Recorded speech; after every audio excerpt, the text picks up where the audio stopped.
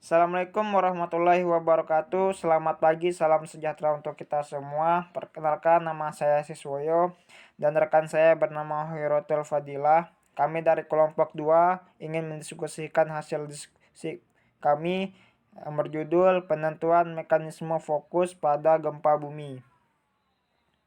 Indonesia memiliki 3 lempeng tektonik, yaitu lempeng Eurasia, lempeng Indo-Australia, dan lempeng Pasifik yang saling bergerak satu sama lain yang memiliki tingkat seismisitas yang tinggi akibat pertemuan lempeng tersebut. Aktivitas tumbukan lempeng India-Australia dengan lempeng Eurasia membentuk sistem busur kepulauan yang disebut Sunda Arc System. Mekanisme fokus untuk mengetahui adanya sistem sesar pada gempa dengan wilayah tertentu jika telah menganalisis mekanisme sumber gempa. Hal pertama untuk menentukan mekanisme fokus gempa bumi yaitu bidang patahan pada daerah penelitian. Untuk mengetahui mekanisme gempa bumi yaitu dengan metode impuls pertama gelombang P dan metode inversi waveform 3 komponen. Metode inversi waveform analisis gempa Banten. Berikut merupakan tabel data gempa di Banten tanggal 23 Januari 2018, di mana pada nodal plan 1 strike yang didapat yaitu 242 derajat, dip yang didapat yaitu 48 derajat, dan rek yang didapat yaitu 179 derajat. Sedangkan pada nodal plan kedua, strike yang didapat yaitu 332 derajat, dip yang didapat yaitu 49 derajat, dan rek yang didapat yaitu 42 derajat. Di mana nilai rek menunjukkan nilai sudut pergerakan bidang terhadap kondisi strike diduga patahan yang terjadi di Banten yaitu patahan mendatar. Strike nilai sudut yang dibentuk oleh bidang patahan dengan permukaan horizontal. Dip menunjukkan nilai sudut yang dibentuk antara patahan dengan bidang horizontal. Hasil penelitian menunjukkan bahwa jenis patahan yang menyebabkan gempa Banten adalah patahan mendatar. Sesar ini mengalami pergeseran ke arah horizontal. Parameter gempa yang terjadi di Banten pada plan 1 nilai strike 307 derajat, dip 22 derajat, rek 117 derajat.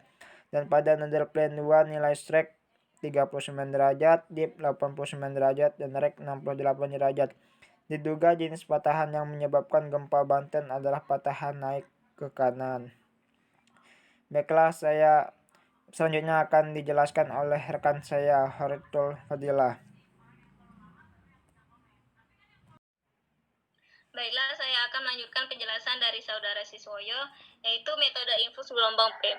Pada tabel tersebut, yaitu merupakan nilai strike dip dan rek pada nodal plan 1 dan 2 pada gempa Manokwari 4 Januari 2009. Gempa bumi Manokwari 4 Januari 2009 ini merupakan sesar obliku naik yang merupakan perpaduan sesar naik dan sesar mendatar, yaitu pada kejadian gempa susulan pertama dengan skala kekuatan 7,6 skala Richter dan gempa susulan ketiga dengan skala kekuatan 6,2 skala Richter yang dipengaruhi oleh pergerakan lempeng Pasifik yang bergerak ke arah selatan dengan kecepatan 12 cm per tahun dan lempeng Australia yang bergerak ke arah utara dan memiliki kecepatan 7 cm per tahun.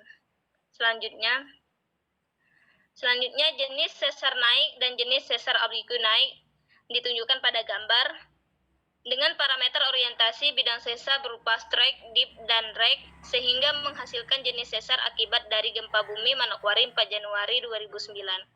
Dan peta perubahan pola tektonik secara lokal pada daerah yang menjadi pusat gempa bumi utama dengan magnitud 8,1 skala Richter. Selanjutnya, pada gambar tersebut menunjukkan sesar yang terjadi pada kejadian gempa bumi Manokwari 4 Januari 2009 secara umum adalah sesar naik dan sesar kombinasi, yaitu perpaduan antara sesar naik dan sesar mendatar atau lebih dikenal dengan nama sesar obliku naik, dan ditandai dengan gambar yang warna hitam adalah daerah kompresi dan bernilai positif, dan belahan lainnya yaitu daerah berwarna putih bernilai negatif adalah daerah dilatasi. Selanjutnya, kesimpulan.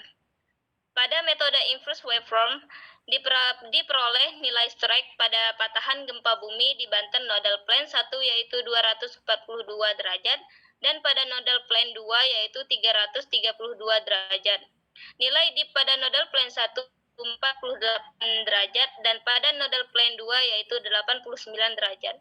Nilai reg pada nodal plane 1 yaitu 179 derajat dan pada nodal plane 2 yaitu 42 derajat. Pada metode infus gelombang P, maka jenis sesar yang dihasilkan akibat gempa utama dengan magnitud 8,1 skala Richter dan gempa susulan kedua dengan magnitud 6,0 skala Richter adalah sesar naik atau reverse fault.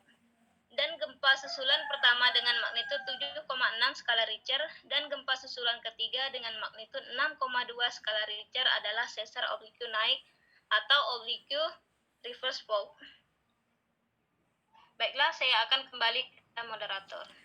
Baiklah, mungkin hanya itu yang dapat kami sampaikan. Saya ucapkan terima kasih. Saya akhiri. Wassalamualaikum warahmatullahi wabarakatuh.